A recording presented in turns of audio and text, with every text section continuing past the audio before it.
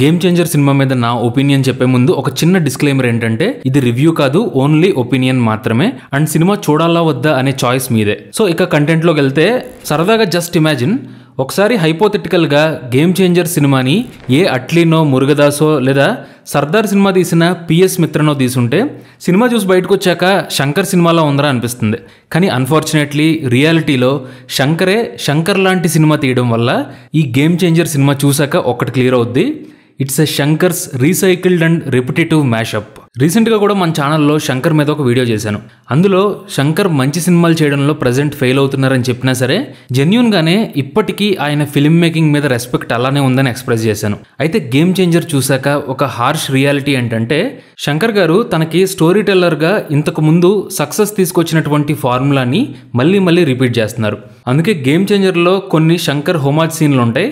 అంటే సపోజ్ ఒకే ఒక్కడులో ఉన్నట్టు సీఎం కుర్చీ చుట్టూ కత్తిరుగుద్ది, ప్రేమికుడులో పేటా ర్యాప్కి ప్యారడీలా ఒక పాట కూడా ఉంటుంది, ఒక డ్యాన్స్ స్టెప్లో అయితే ప్రభుదేవ ఇన్విజిబుల్ ఎఫెక్ట్ కూడా రీక్రియేట్ చేశారు. సాంగ్స్లో సెట్ డిజైన్ దగ్గర నుండి flash back, social message, government ఆఫీసులు, కరప్షన్, రూల్స్ అండ్ రొటీన్ క్యారెక్టర్లు అన్నీ కూడా రిపీట్ అవుతాయి. అయితే ఒక్కటి మాత్రం నిజం, social message can't save predictable plot. యాక్చువల్గా పాలిటిక్స్ని ఒక కథలా తీసుకోవడం తప్పు కాదు, కరప్షన్ని కోర్ కాన్ఫ్లిక్ట్ లాగా చూపించవచ్చు. కానీ మేజర్గా కథ ప్రిడిక్టబుల్గా ఉండకూడదు, ఎంతో కొంత ఎంగేజ్ చేయాలి. ఇక్కడ ఐరనీ ఏంటంటే ఐఎమ్ అన్ప్రిడిక్టబుల్ అనే డైలాగ్ జస్ట్ డైలాగ్లో మాత్రమే ఉంది. అల్టిమేట్గా సినిమా 90% ప్రిడిక్టబుల్గా మిగిలిపోయింది. సో ఈ మోస్ట్లీ ప్రిడిక్టబుల్ అండ్ పాత టెంప్లెట్ సినిమాలో నాకు నచ్చింది Ram Charan and SJ Suryah performance. Game changer సినిమాలో ఎడిటింగ్ చాలా ఫాస్ట్గా ఉంటుంది. Cinematography and scene rhythm social media వీడియోస్ని రెప్లికేట్ చేసేలాగా డిజైన్ చేసుకున్నారు. సో ఈ ఫాస్ట్ పేస్డ్ యాక్షన్ మూవీలో యాక్టింగ్ పర్ఫార్మెన్స్తో ఎంగేజ్ చేయడం చాలా కష్టం.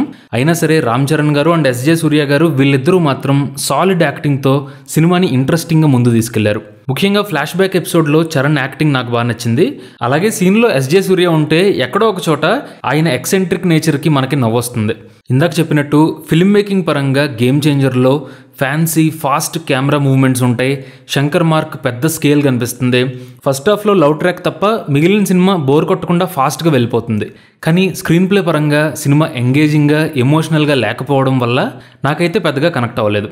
ఫైనల్గా నాకు అనిపించింది ఏంటంటే ఎవరు ఒప్పుకున్నా ఒప్పుకోకపోయినా శంకర్ సినిమాలకంటూ ఒక లెగసీ ఉంది. ఒక జనరేషన్ ఆఫ్ సినిమా లవర్స్ ఆయన ఫిల్మ్ మేకింగ్ని గుర్తుపెట్టుకుంటారు, అందులో డౌట్ లేదు. అయితే ఆ లెగసీ అలానే ఉండాలి అంటే భారతీయుడు 2, గేమ్ చేంజర్ లాంటి సినిమాలని చూడకూడదు. ఒకవేళ చూసినా సరే సీరియస్గా తీసుకోకూడదు, మర్చిపోవాలి. సో గేమ్ చేంజర్ని కూడా నేను మర్చిపోదామని డిసైడ్ అయ్యాను. మూవీ లవర్స్ మీరు గేమ్ చేంజర్ సినిమా చూసుంటే మీకేమనిపించిందో కింద కామెంట్ చేయండి. Thanks for watching this video.